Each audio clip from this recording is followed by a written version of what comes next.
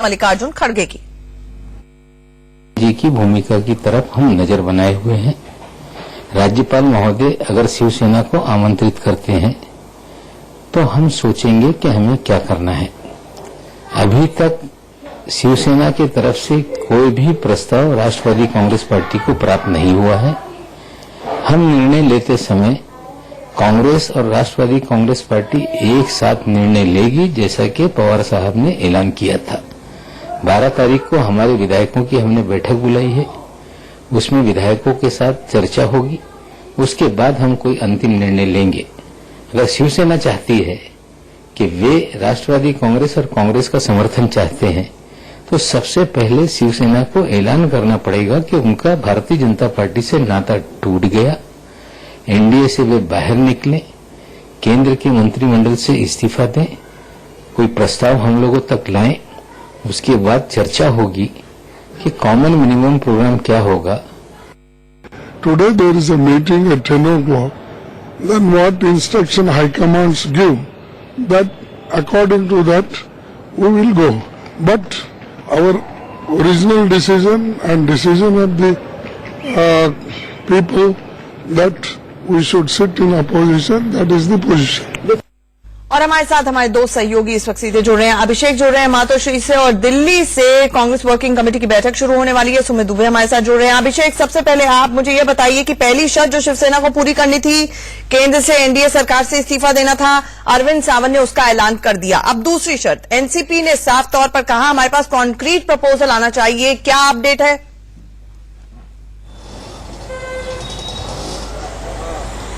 हाँ, बिल्कुल सही कहा आपने। देखिए, ये साफ है कि जिस तरीके से एनसीपी और कांग्रेस शर्त रखी थी कि आपको एनडीए से बाहर आना पड़ेगा, वह कदम शिवसेना ने उठा लिया है और शिवसेना उससे आगे निकल गई है। और अब जो अरविंद सावंत उन्होंने इस्तीफा अभी दे भी दिया है और सबसे 11 बजे प्रेस कॉन्फ्रेंस करने जा रहे हैं कि और क्या उनकी रणनीति है। लेकिन सबसे अहम बात यह होती है कि संजय राउत, जैसा कि अभी थोड़ी देर पहले उन्होंने प्रेस कॉन्फ्रेंस किया, उन्होंने मीडिया से बात में साफ साफ शब्दों में कह दिया कि एनडीए से वह बाहर हो चुके हैं। यानी भले ही उन्होंने इस शब्दों का उपयोग न किया, लेकिन उनके कहने का साफ साफ मतलब ये निकलता है कि जिस तरीके से बीजेपी ने उनके साथ व्यवहार किया है, इसलिए उसके साथ रहने का कोई मतलब ही नहीं उठता है। एक मंत्रालय हम क्यों लेकर रहे? और इसका मतलब उन्होंने जब से पूछा गया आखिरकार क्या एनडीए आपने नाता तोड़ दिया है, उनका कहने का साफ मतलब था, इसका मतलब जो निकालिए, यह साफ संकेत उन्होंने दिया कि अब एनडीए से वह दूर हो चुके हैं। शिवसेना एक औपचारिक ऐलान कह सकते होना बाकी है, लेकिन यह संजय राउत ने अपनी बातों में बड़ी बातें कह दी। लेकिन दूसरा सबसे बड़ी बात उनकी सरकार स्थापना को लेकर राज्यपाल ने सिर्फ उनको 24 घंटे का वक्त दिया, जबकि बीजेपी सबसे बड़ी पार्टी थी, उससे उन्होंने 72 घंटे का वक्त दिया था। ऐसा सवाल खड़ा किया है संजय राउत ने। थोड़ा सा अगर और वक्त मिलता शिवसेना को तो और अच्छा रहता, लेकिन फिर भी इसके बावजूद शिवसेना आगे जा रही है और शिवसेना आगे जाकर महाराष्ट्र में स्थिर सरकार देने जा रही है। कहीं का एक बड़ा संदेश दिया है संजय राउत ने अपने इस बयान के जरिए। अभिषेक, इससे पहले कि मैं सुमित के पास जाऊं, मुझे ये बता दीजिए उद्धव ठाकरे इस वक्त क्या कर रहे हैं, क्या शरद पवार से कितनी देर में बात करेंगे, और जो कॉन्क्रीट प्रपोजल की बात थी?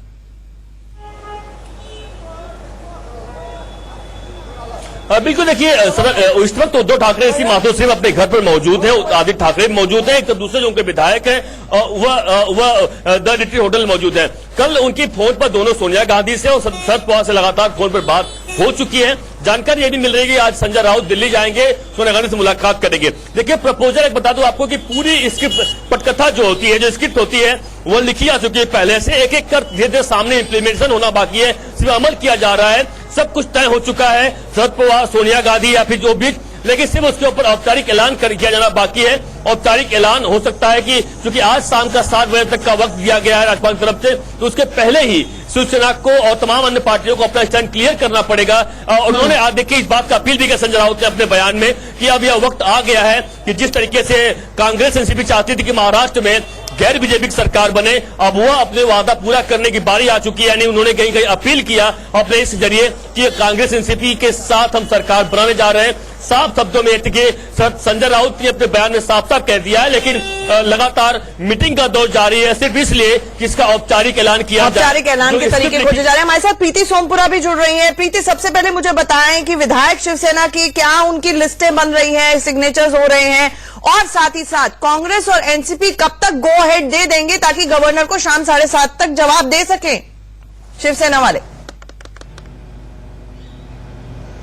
एक्सक्लूसिव वीडियो जो है हमारे इंडिया न्यूज के दर्शक जो है अभी स्क्रीन पे देख रहे हैं, उसमें जो है जो विधायक रिट्रीट होटल में मौजूद है उनसे सभी से हस्ताक्षर लिए जा रहे हैं, उनकी सिग्नेचर ली जा रही है कि वो गवर्नमेंट फॉर्म करने के लिए जो है वो तैयार है। उसके बाद में ये जो लिस्ट जो बन रही है, जो सिग्नेचर्स के वीडियो जो एक्सक्लूसिवली आप देख रहे हैं, वो लिस्ट जो है उद्धव ठाकरे को सौंपी जाएगी और उद्धव ठाकरे ये लिस्ट राज्यपाल को सौंपेंगे।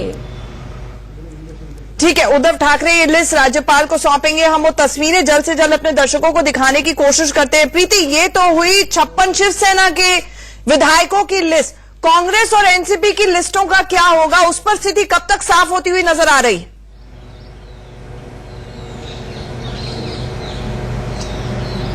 जो जयपुर में जो कांग्रेस के विधायक है उनकी बैठक भी वहां शुरू हो चुकी है। मल्लिकार्जुन खड़गे वहां पर है और साथ में ही जो है यहाँ से जो कुछ नेता जो है उन्होंने कुछ देर पहले सोनिया गांधी से भी बात की है। ठीक है, माफ कीजिएगा प्रीतिका, आपको रोकना चाहूंगी। प्रफुल्ल पटेल क्या कुछ कह रहे हैं, पहले सुनिए। आणि म्हणून काही त्याच्यावर आज भाष्य करणं, तूर्त भाष्य करणं, आम्ही चर्चा केल्याशिवाय आम्ही काही करू शकत नाही, सांगू शकत नाही। आमचा कुठलाही निर्णय झालेला नाही। देखिए अरे एक देखिए, महाराष्ट्र में पिछले 15 दिनों से राजनीतिक परिस्थिति काफी एक गर्म एक चरम पर है और मैं आपको इतना ही स्पष्ट कहना चाहूंगा कि हमने बार बार कहा है कि बीजेपी और शिवसेना को मैंडेट मिला है, कांग्रेस और एनसीपी को नहीं। अब कल जब बीजेपी ने सरकार बनाने से इनकार किया है तो स्वाभाविक है कि राजनीतिक वातावरण गर्म हो गया है। लोगों में एक दूसरे में क्या करना क्या नहीं करना ऐसी अटकलें लगाई जा रही है। मैं सुबह से टीवी में देख रहा हूं, कोई मुख्यमंत्री बन रहा है, कोई उप मुख्यमंत्री बन रहा है, सरकार बन चुकी है। ऐसी कोई भी बात मैं अधिकृत तौर से कह सकता हूं कि राष्ट्रवादी कांग्रेस पार्टी की ओर से नहीं हुई है। जो भी कुछ आगे बात अभी आज हम मिल रहे हैं, अब इस परिस्थिति का हम अध्ययन करेंगे और कोई जल्दबाजी में, क्योंकि ये कोई सरकार बनाने का और ये भी कोई प्राकृतिक सरकार नहीं होगी, कोई दूसरे लोगों के साथ बनाने की बात आएगी तो उसमें हमारी तैयारी है, कितने हद तक है नहीं है, ये सब अभी हम चर्चा करेंगे। लेकिन आपने बड़ी मांग थी कि एनडीए से बाहर निकले। देखिए, ये कोई राष्ट्रवादी कांग्रेस पार्टी ने कोई अधिकृत कोई ऐसी बात हमने कोई विधान नहीं किया है। हमारा अधिकृत विधान इतना ही है जो शरद पवार जी ने दिया था कि हमारे पास जनमत नहीं है, जिनको जनमत है उन्होंने सरकार बनाना। अब वो नहीं बना रहे हैं, उस परिस्थिति में अब राजनीतिक परिस्थिति क्या होगी, कैसी होगी, निर्माण होगी। और ऐसा आप मत समझिए कि कोई सरकार बनाना कोई एक मतलब ये नहीं हुआ तो इधर का उधर जोड़ दिया और सरकार बनाना, ऐसी कोई सरकार। देखिए, महाराष्ट्र की जनता की भी बहुत अपेक्षा है। ये सरकार कोई भी किसी के साथ भी बनाकर, कल हम सरकार में रहकर अगर किसी के साथ जाते हैं तो सरकार की लोगों की अपेक्षाओं को हम पूर्ति कैसे कर सकते हैं, नहीं कर सकते, बहुत सारे प्रश्न हैं। इसलिए कृपया करके कोई अटकलें न लगाएं। राष्ट्रवादी कांग्रेस पार्टी की कोई भी हमने अभी भूमिका, सरकार में जाना नहीं जाना, किसी को साथ देना नहीं देना, इस पर कोई भी चर्चा हमारी हुई नहीं है। ये मैं आपको अधिकृत कहना चाहता हूं। तो सुना आपने प्रफुल्ल पटेल को, उनको कोई जल्दबाजी नहीं है। अधिकृत तौर पर उन्होंने कहा कि कुछ अभी तक नहीं हुआ है, ये प्राकृतिक नहीं है, हम अभी तैयारी करेंगे, चर्चा करेंगे, उसके बाद कोई फैसला लेंगे। एनसीपी का स्टैंड आपने सुन लिया। सीधे चलते हैं रजत के पास। रजत, कांग्रेस क्या कर रही है, क्या सोच रही है? जयपुर में बैठे विधायक तो कह रहे हैं हाँ सरकार में शामिल भी हो जाओ। बिल्कुल, देखिए, जो कंट्रोल रूम है और जो रिमोट है वो इस वक्त दिल्ली पहुंच चुका है और सीडब्ल्यूसी की बैठक शुरू हो गई है। आमतौर पर सीडब्ल्यूसी की बैठक ऐसे नहीं होती है, सोनिया गांधी सिर्फ जनरल सेक्रेटरी से मिलती है, लेकिन क्योंकि एक पॉलिसी मैटर है कांग्रेस पार्टी के लिए कि शिवसेना के साथ खड़े होना है एक मंच पे या नहीं होना है, बाहर से समर्थन देना है, सरकार चलानी है या फिर सरकार में शामिल होना है, इन सब चीजों को लेकर सोनिया गांधी ने कल देर रात ही फैसला लिया। जब शरद पवार का प्रेशर पड़ा कि नहीं अब हमको आगे बढ़ना चाहिए, तो सोनिया गांधी ने सभी वरिष्ठ नेताओं को बुला लिया है और कांग्रेस वर्किंग कमेटी की बैठक 10 जनपद में शुरू हो गई है। जयपुर में विधायक जो बैठे हैं वो आश्वस्त हैं, वो इस बात को जानते हैं कि जब तक सरकार में शामिल नहीं होंगे कांग्रेस पार्टी को इसका बेनिफिट नहीं मिलेगा। तो क्या सरकार में कांग्रेस शामिल होगी या नहीं होगी, इसको लेकर सीडब्ल्यूसी की बैठक बुलाई जा चुकी है।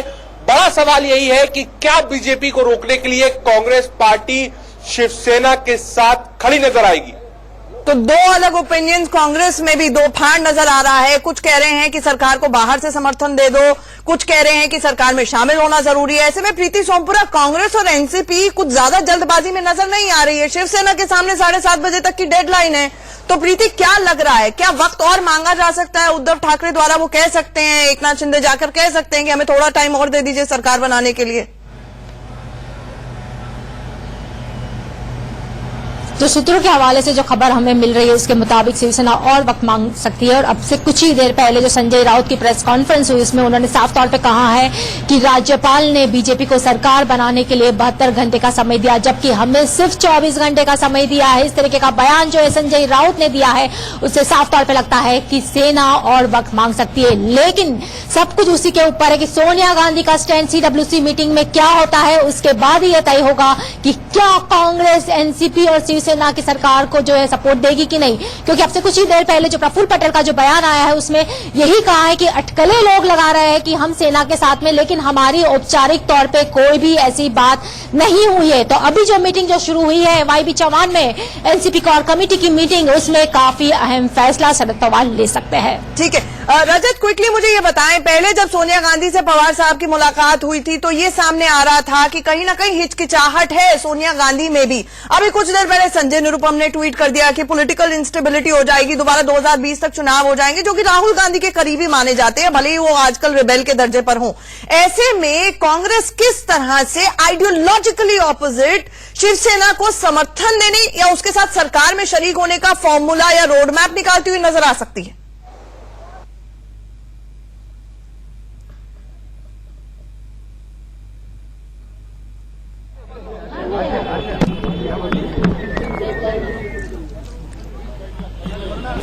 ठीक है, हम अभिषेक के पास चलते हैं, रजत से दोबारा संपर्क साधने की कोशिश करेंगे। अभिषेक, राजनीति में कहा जाता है कि no permanent enemies, no permanent friends, only thing permanent is interest, यानी कि हित ही सर्वोपरि हैं, कभी परमानेंट दोस्त और दुश्मन नहीं होते हैं। ऐसे में आपको लगता है कि शिवसेना किस तरह के कॉमन मिनिमम प्रोग्राम की, जिस तरह से एनसीपी की तरफ से शगुफा छोड़ा है, उस टाइप का प्रपोजल लेकर एनसीपी या कांग्रेस के पास जा सकती है?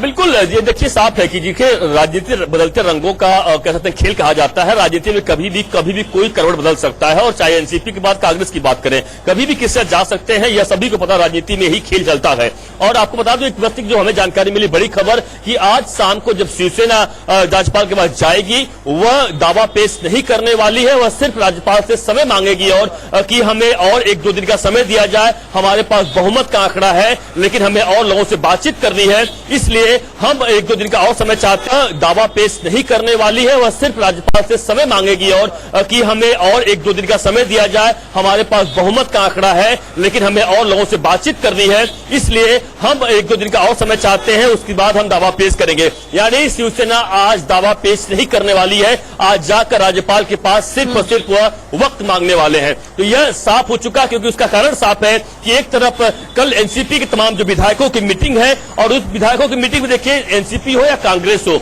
दोनों पार्टियां चाहती है कि एक जो प्रोसीजर अपनाया जाता है उसके तहत ही हम अपना फैसला सुनाएं। जल्दबाजी में फैसला लिया गया, लोगों के लिए अलग मैसेज जाएगा, जनता के बीच में अलग मैसेज जाएगा, इसलिए भले ही सब स्क्रिप्ट तैयार हो पहले से, नहीं खत्म होने वाली है। आज महामंथन चलेगा, शिवसेना और वक्त मांगेगी। आप तीनों हमारे साथ बने रहिए। इस वक्त की बड़ी खबर अपने दर्शकों को बता दें कि खबर है कि आज शिवसेना राज्यपाल भगत सिंह कोश्यारी के साथ मिलकर सरकार बनाने का दावा पेश नहीं करेगी और वक्त मांगेगी। इधर बीजेपी ने रविवार को राज्यपाल से मिलकर सरकार नहीं बनाने का फैसला ले लिया है। शिवसेना ने साफ कर दिया है कि मुख्यमंत्री शिवसेना का ही होगा।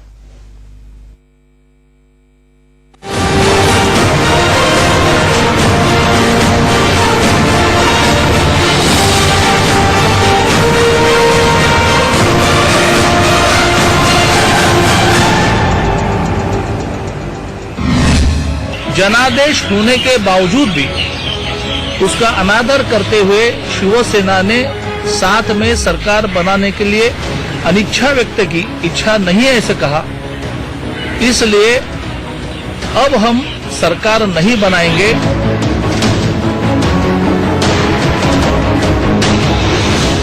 यह जनादेश साथ में मिलकर काम करने का था, उस जनादेश का अपमान करके शिवसेना को यदि कांग्रेस राष्ट्रवादी के साथ सरकार बनानी है तो उनको हमें हमारी खूब खूब शुभेच्छाएं।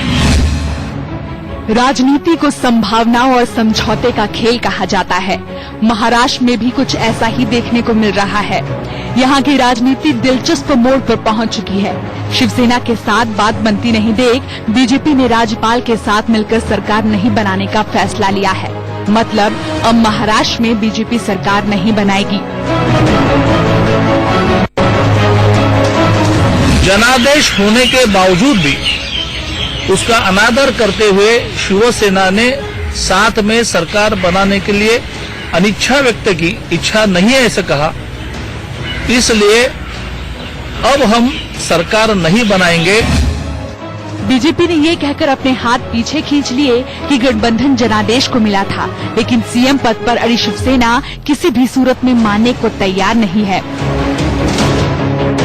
ऐसे में बीजेपी ने कांग्रेस और एनसीपी के साथ सरकार बनाने की सोच रखने वाली शिवसेना को नई सरकार के लिए शुभकामनाएं भी दे दी। यह जनादेश साथ में मिलकर काम करने का था। उस जनादेश का अपमान करके शिवसेना को यदि कांग्रेस राष्ट्रवादी के साथ सरकार बनानी है तो उनको हमें हमारी खूब खूब शुभेच्छाएं। हालांकि इतना सब होने के बाद भी शिवसेना किसी भी सूरत में झुकने को तैयार नहीं है।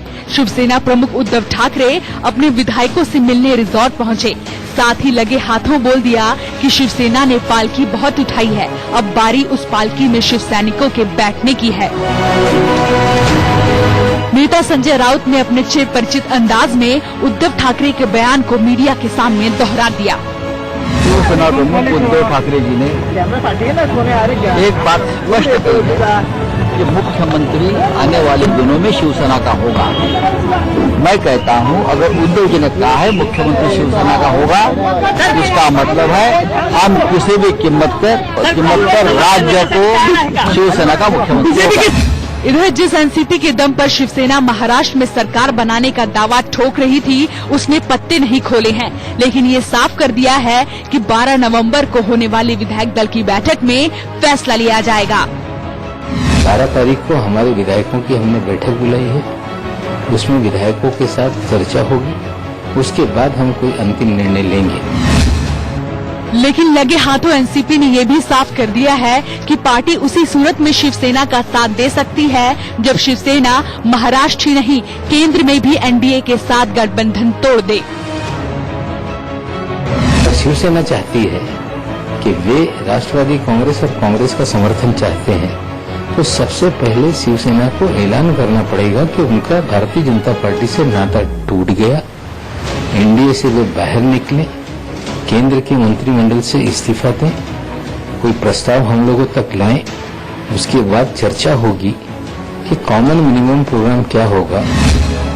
साफ है कि महाराष्ट्र में बीजेपी और शिवसेना के बीच चल रही खींचतान का फायदा कांग्रेस और एनसीपी उठाने में जुटी है। वहीं दूसरी तरफ मातोश्री के बाहर लगे पोस्टर में आदित्य ठाकरे को सीएम प्रोजेक्ट करना अलग की राजनीति की तरफ इशारा कर रही है। ऐसे में ये देखना वाकई दिलचस्प होगा कि क्या वाकई शिवसेना कांग्रेस और एनसीपी के साथ सरकार बनाएगी या फिर महाराष्ट्र में राष्ट्रपति शासन लगेगा। उर्वशी खोना, अभिषेक शर्मा के साथ प्रीति सोमपुरा, इंडिया न्यूज। तो इस वक्त की सबसे बड़ी खबर 7:30 बजे तक की डेडलाइन थी।